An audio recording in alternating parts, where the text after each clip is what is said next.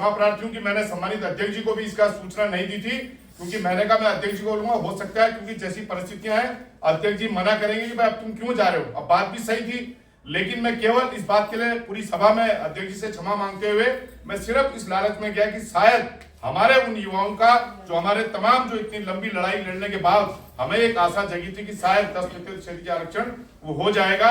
और जो चिन्हीकरण के जो मामले हैं, मैंने माननीय मुख्यमंत्री से एक एक बिंदु पे बात करी है। हरीश भाई पंत जी वहीं थे, वो चाहते तो वो भी बता सकते थे, लेकिन ये उनका बड़प्पन है कि उन्होंने कहा कि क्योंकि जब मैं जिस उद्देश्य के लिए गया था उस उद्देश्य को लेकर जब मैंने उन्हें बताया, कहने लगे नहीं हम लोग कर रहे हैं। मैंने कहा कर रहे हैं यूसीसी, मैंने कहा जी राष्ट्रपति भवन से हो क्या आ गया, वो क्या बाय हैंड चल रहा है। और मैंने कहा हमारे उसमें साइन नहीं हो पा रहे, आपको पता है। मैंने कहा 2000 वैकेंसी आज निकल गई और 2000 पीछे निकल चुकी है, तो ये किसके लिए है। मैंने कहा ये तो वो उनको लगा कि ये मतलब नाराज सा हो रहा है, तो अधिकारी जैसे उनकी आदत होती कि नहीं। मैंने कहा चिन्हीकरण पे काम नहीं हुआ, मैंने बिंदुवार उनको पर्ची दिखाया। मैंने कहा बताइए आप चिन्हीकरण में क्या काम हुआ। आपने मैंने कहा था शहीद स्मारक मुजफ्फरनगर में एक समान पेंशन होगी, उस पर आपने काम नहीं किया।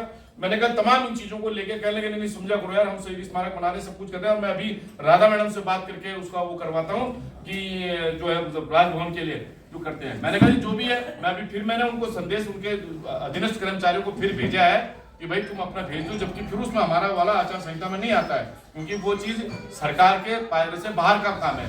तो लेकिन फिर भी हमने कहा कि एक अच्छी चीज अगर हमारे बीच में चली जाएगी तो एक सकारात्मक संदेश जाएगा। मैंने कहा हमने आपके लिए कुछ बड़ा सोचा हुआ था कि अगर कुछ अच्छा होगा तो राज्य जानकारी इतना स्वार्थी नहीं है कि अगर स्वागत भी ना कर पाए, लेकिन उस बात को लेकर खैर मैं अपनी पीड़ा रख के आ गया हूँ। अब वो उनकी जिम्मेदारी है, बाकी जो यहाँ पे तय होगा।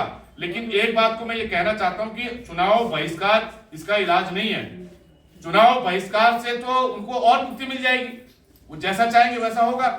मैं समझता हूं कि किसी न किसी तरफ हमें खड़ा होना चाहिए। अगर आप लोग सहमति देंगे, जैसा सबका वो आएगा वो जो है यहाँ पे तय होगा। लेकिन मैं समझता हूं कि चुनाव में भागीदारी आपको इधर या उधर तो होना पड़ेगा। हमारी नाराजगी उन प्रतिनिधियों से है, तो क्या ऐसा नहीं हो सकता कि जो हम रिफ्यूज तो हम इसलिए करेंगे कि सारे के सारे बेकार हैं।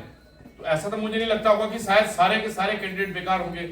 और बाकी अगर आप कहेंगे तो हम नोटा भी दबाएंगे, अगर आपको लगेगा तो हम नोटा दबाएंगे। तो जैसा तय होगा वो यहाँ पे होगा। लेकिन उत्तराखंड राज्य अनुकारी मंच ही नहीं, मैं समझता हूँ कि सभी लोग अपने अपने जिलों में अपने अपने स्तर से तैयारी में लगे हुए थे, प्रयासरत थे। लेकिन मुझे अच्छा लगा और मैं परेशान भी हूँ कि लगातार एक्ट जब से राजभवन में गया है, हमारे प्रत्येक जिले से प्रत्येक ब्लॉक से जहां जहां जिनके पास संपर्क है वो लोग लगातार हमसे संपर्क बनाए हुए हैं। हेलो नमस्कार जी, हेलो। हमारा कर्तव्य है जो हम पहले से करते आए हैं और करते रहेंगे। लेकिन मैं पुनः मैं वही बात कहना चाह रहा हूं कि जिन लोगों के लोग परेशान हैं, जो चिन्हित वाला मामला है वो उसके लिए परेशान है। 10% के लिए आधे से ज्यादा जनता इसलिए परेशान है कि उम्र का पड़ाव खत्म होने वाला है, उम्र का पड़ाव खत्म होने वाला है। और हमारी चिंताएं वाजिब इसलिए है कि हमने तमाम धरना प्रदर्शन रैली इतनी करी है और सबने अपने अपने स्तर पर प्रयास किए, सबने अपने अपने स्तर पर प्रयास करे। उसके बावजूद अगर ये नहीं होता है तो मैं तो एक ऑलरेडी मैं अपने एक सोशल मीडिया के माध्यम से बोल चुका हूं कि उसके बाद अगर ये नहीं होगा इस शासन काल में, मतलब मैं ये मान लूं कि 2 महीने बाद ज्यादा आचार संहिता 2 महीने की है, उसके बाद सब हट जाएगी, फिर नगर निगम की आचार संहिता शुरू हो जाएगी जून से। लेकिन मैं ये मानता हूं, मैं व्यक्तिगत रूप से इस बात के लिए आप कहे ना कहे, फिर मैं 10% आरक्षण या इनसे कोई मांग की हम डिमांड नहीं करेंगे। जैसे तुरंत सरकार में हमने रिफ्यूज कर दिया था, अब हम दोबारा उस बात पे करेंगे। और ऐसा नहीं है, शहीदों का आशीर्वाद हमारे साथ है। अगर किसी को सत्ता का मोह है, सत्ता का घमंड है, तो वो बहुत जल्दी नीचे धराशायी हो जाते। उस बात को मैंने प्रत्यक्ष रूप से 2002 से आज तक देखा है।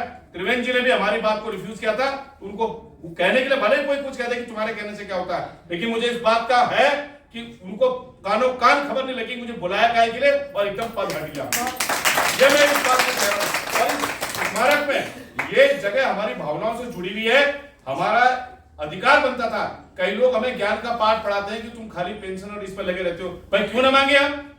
हमारी मातृशक्ति ने, हमारे युवाओं ने, हमने वहां उस समय अपने जो है समय काल खराब किया, हमारे हाथ क्या लगा?